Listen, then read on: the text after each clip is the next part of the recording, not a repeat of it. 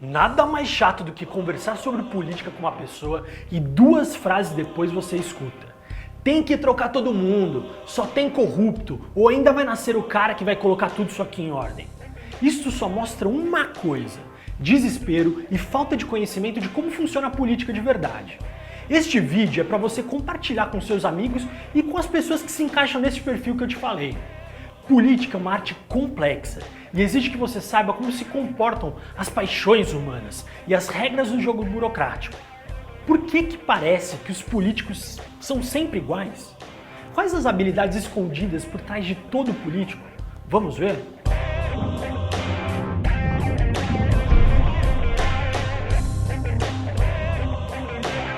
Todo político tem um perfil, mas ele tem uma margem de atuação dependendo de qual esfera ele vai atuar. Se no centro, na centro-direita, na extrema esquerda, no executivo ou no legislativo. Essencialmente, ele deve possuir alguma dessas 5 habilidades, e é possível até mesmo que domine todas elas. Com certeza, são os personagens que você mais ama ou odeia na política. Vamos desvendar as habilidades. Os formadores de opinião. Aqueles que estão nesse grupo, eles devem ter habilidades em pautar o assunto, propor novas ideias, podem ser referência para determinados temas e são personagens que dão respaldo na criação de novas leis. Eles são uma espécie de pautadores de assunto. Os debatedores estão no segundo tipo, e eles possuem habilidades de lidar com discussões de forma magistral. Conseguem defender os seus pontos com firmeza. Normalmente eles são extrovertidos, sabem trabalhar muito bem com a mídia. Estes políticos estão sempre presentes nas notícias e sabem tirar proveito da conjuntura política para afirmar o seu ponto de vista e sair muito bem com seu eleitorado.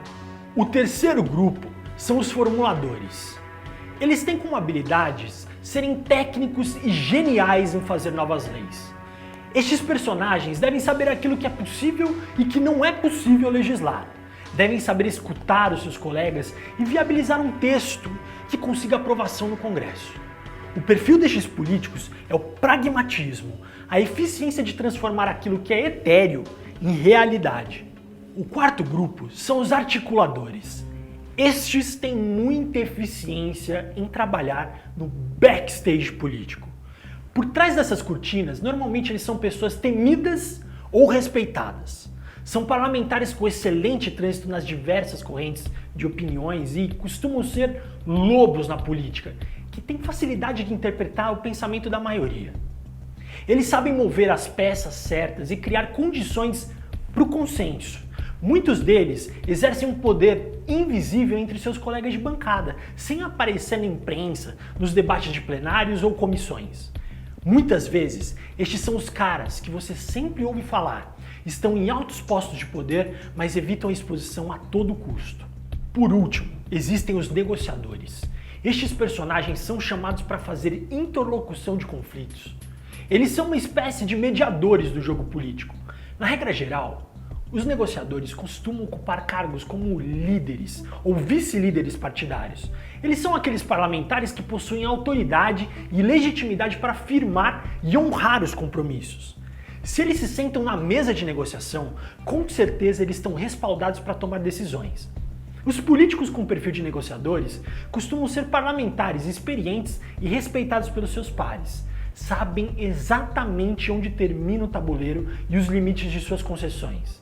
São habilidosos em conhecer quais são as ambições e aspirações dos seus interlocutores, para assim estabelecer a sua tática de convencimento. Sabendo tudo isso, vamos montar o tabuleiro. Colocaremos então no quadro as posições extremas, a extrema esquerda e a extrema direita.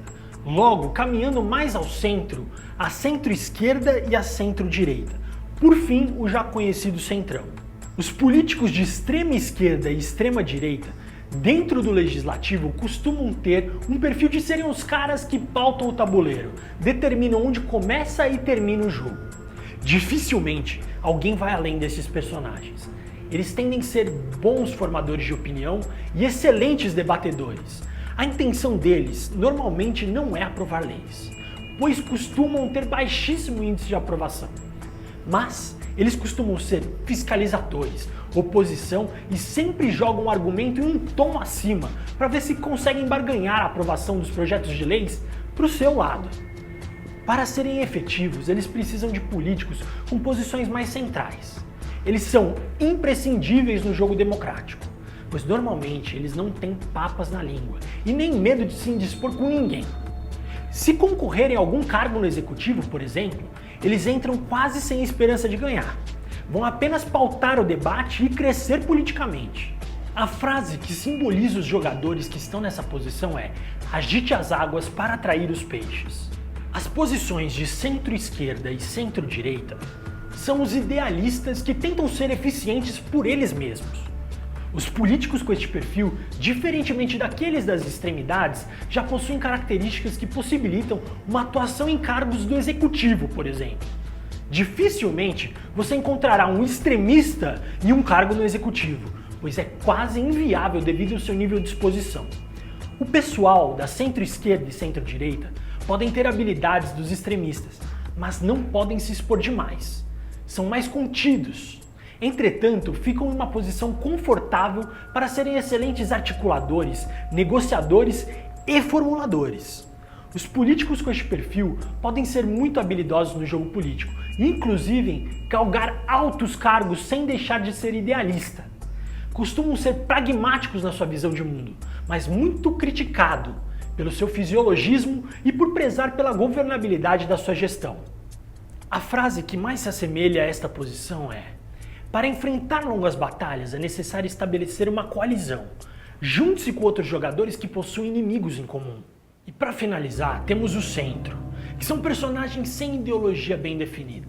Parecem inconsistentes politicamente, mas são políticos muito valorizados na hora de compor os votos. Eles costumam jogar onde o poder está e muitas vezes eles controlam as cartas do jogo, pois são exímios articuladores e negociadores. Eles podem ser bons também em formular projetos de leis, fazendo a leitura de ambos os lados. São mestres em articularem por trás das cortinas e normalmente ocupam diversos cargos no poder executivo. Eles são essenciais para os partidos com posicionamentos bem definidos, para compor a maioria do Congresso e viabilizar as ações do executivo. Em regra geral, quanto mais dividido está o jogo político, mais poder esses caras têm. A frase que simboliza os centristas é: pense o que quiser, mas se comporte como os outros e faça os outros jogarem com as cartas que você oferece. Nos jogos de poder de hoje, você entendeu um pouco mais de como funciona a mente de um político, como ele se comporta no tabuleiro. E eu desafio você, que assistiu até aqui, sem pensar em ética, moral ou corrupção. Comente a sua opinião de qual é o político com o maior número de habilidades técnicas do Brasil. Veja só, pode até mesmo ser um cara que você repudia. Se você gostou do episódio de hoje, não esqueça de compartilhar com seus amigos. Eu prometo te surpreender na semana que vem aqui no Justificando. Eu sou o André Zanardo e me chamam de Filho Bastardo do Príncipe. Nos vemos no próximo Jogos de Poder.